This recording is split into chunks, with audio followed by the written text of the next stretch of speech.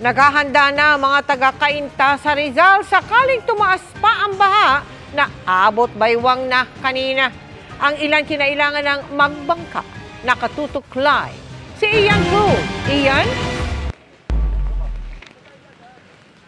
Mel, alam mo, pabugso-bugso pa rin yung malakas na ulan dito nga sa Cainta, Rizal na siyempre nagdudulot ng malaking pangamba sa ating mga kababayan. Alam mo, Mel, kanina nakakalakad pa tayo dito nung nakabota pero ngayon hindi na talaga kaya dahil nga tumataas ang tubig baha kaya nakailang lipat na tayo ng location ngayon.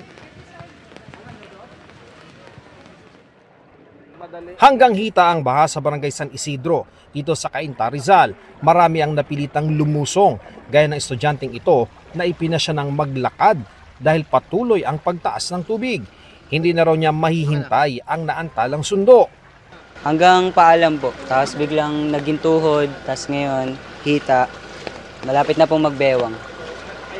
Ang senior citizen naman na ito at kanyang kasama napilitang lumusong kahit pa kagagaling lang sa dialysis session sa Quezon City. Sanay na raw sila sa baha pero sana raw. Ano ba dapat gawin ng gobyerno dapat na ginagawa na nila noon pa? Yung flood control, ewan ko, wala naman nagagawa.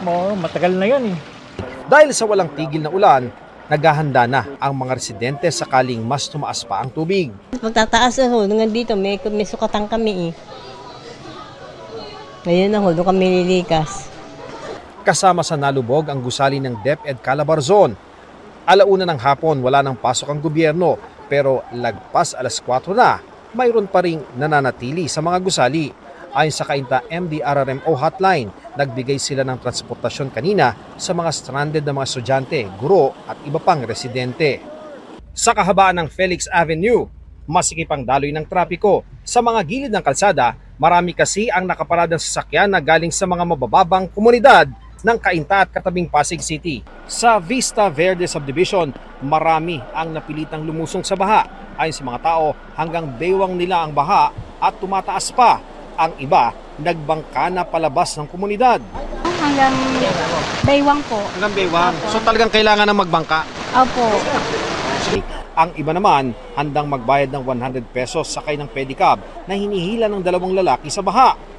Wala na kasing tricycle na bumabiyahe. Kaya ito na lang, tsaka yung bangka.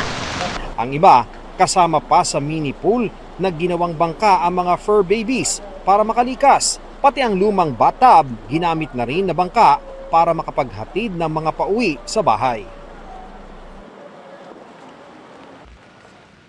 Mel, siyempre yung panalangin ng mga taga rito sa Cainta, gayon na rin sa marami pang bahagi ng Pilipinas na tumigil na nga yung pag-ulan para maibsan itong matataas na pagbaha. At Mel, sabi ng mga nakausap natin dito mga residente, talaga daw halos hindi sila matutulog ngayong magdamag dahil nga kung minsan dito ay biglang dumarating yung malaking tubig kaya kailangan daw nakabantay sila at laging gising. Balik sa iyo, Mel.